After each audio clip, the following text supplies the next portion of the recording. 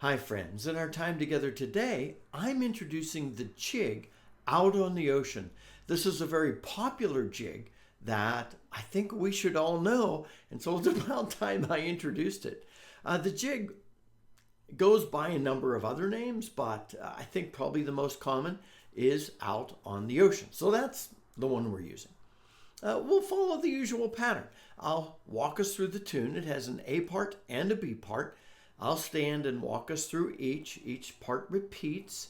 And then after I walk us through each part slowly, no ornamentation, we'll then play through the entire tune simply in the Play Along with Scott section so that you can play along with me. And yes, I've made a transcription of the tune that I'll put a link at the top of the notes to this video so that you could access the page on my website from which to download the music and tabs if you would like those. Now, as you might expect with a lot of these tunes, there are many different transcriptions available. That means settings for the tune that you could find. And I had a bit of a rough time coming up with what I would describe as a consistent core of this tune. So at the end of the day, I chose one of them, massaged it a little based on how a number of people play it, how I've heard it in different sessions that I've seen recordings of, and massaged with some of the most popular transcriptions I found online from traditional Irish music sites. So if you're somewhere and they're playing it differently, or roll with it, this is meant to give us a bit of a core of the tune. See, when you get a jig, jigs move around so much. A jig is not a complete run of triplets. A jig is going to have some long, short triplet combinations, but it's not a pure combo long, short triplet. There are sets of triplets, and there's long, there's short. So I went after the feel and the mood and the flow of the tune. So all that to say, if you run into something else, roll with it. This will at least get you really close, okay? So, like I said, the jig has two parts, and each part repeats. And so let me introduce it.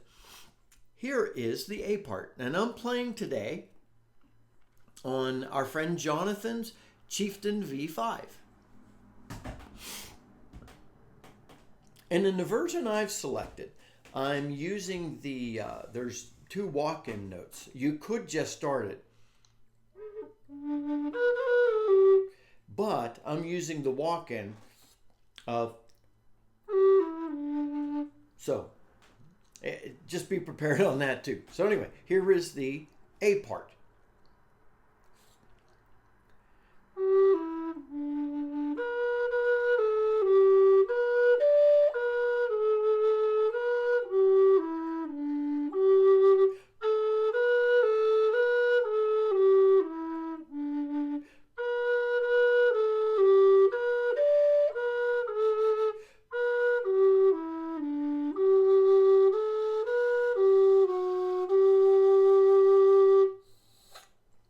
All right, now here is the B part.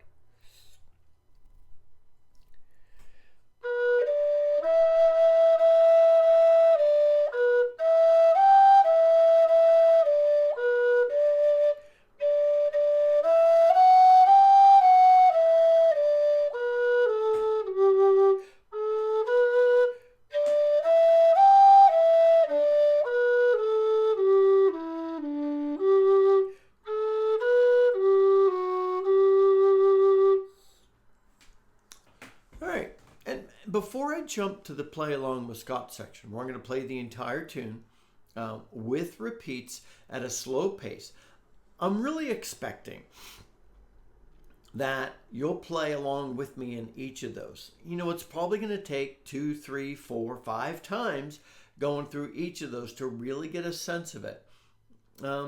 Listen to me a couple of times and then play along and just see how it goes, and then just start jumping in. And then do the same with the Play Along with Scott section. Get the core of the tune nailed before you start messing around, throwing in some extra triplets and throwing in some ornamentation. So here is the entire tune with repeats in the Play Along with Scott section.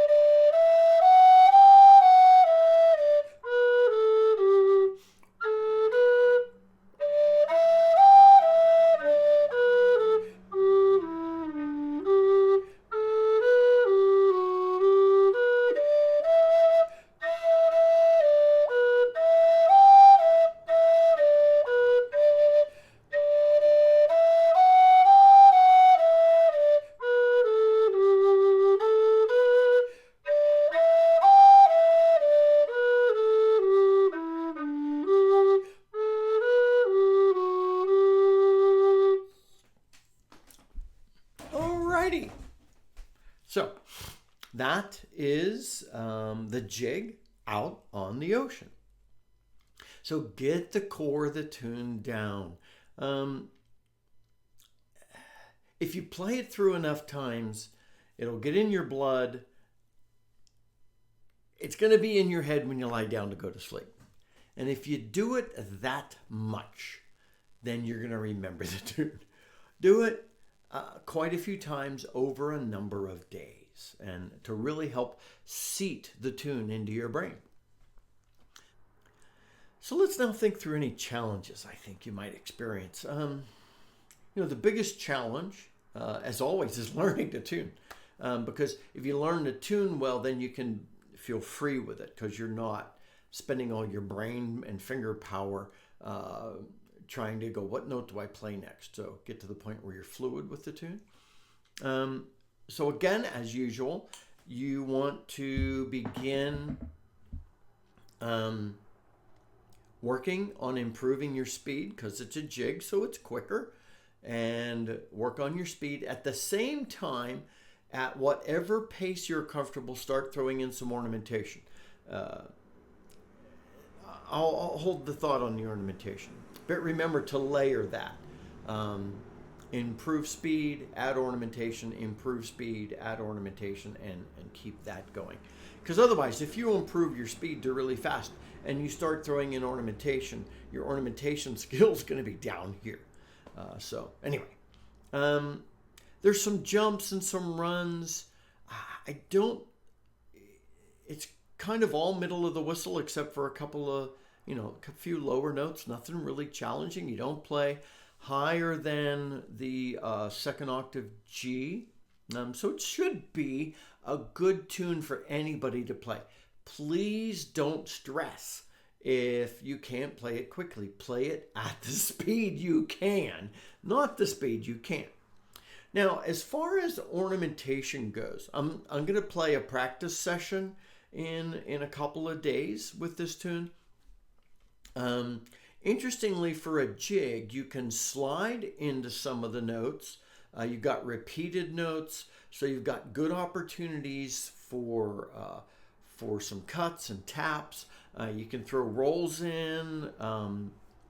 You can throw an extra run or two in where you want, and it's just a great note to experiment with. I'd like you to, again, like in this introductory video, I try to not be really prescriptive with ornamentation. I'd like you to experiment with it, because I think your fingers are going to start feeling it. You're going to go, oh, I'm bouncing up and down, so I think I need some cuts and taps. I'm going up there. I want to feel like I'm doing something different, so I'm going to slide a bit. You see, your hands are going to start knowing what to do. Listen to some other folks as well. And then in a couple of days, I'll get a little more practical on the ornamentation by showing you some of the things that I'm specifically working on. Now, thinking through the history of the tune,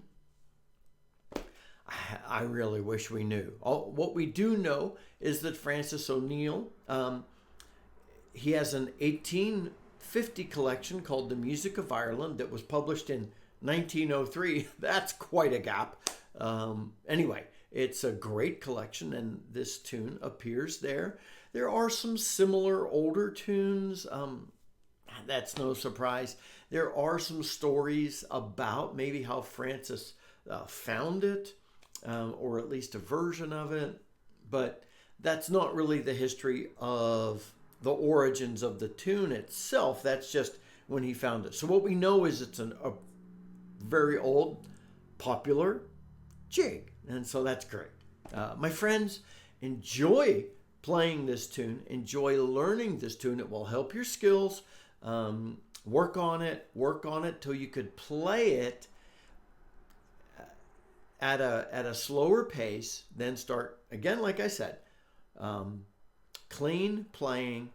Use the music if you're that kind of person. Then start throwing in ornamentation, pick up the speed, and then layer that in. Have a great time. Until next time, this is Scott Shade. Happy whistling, my friends.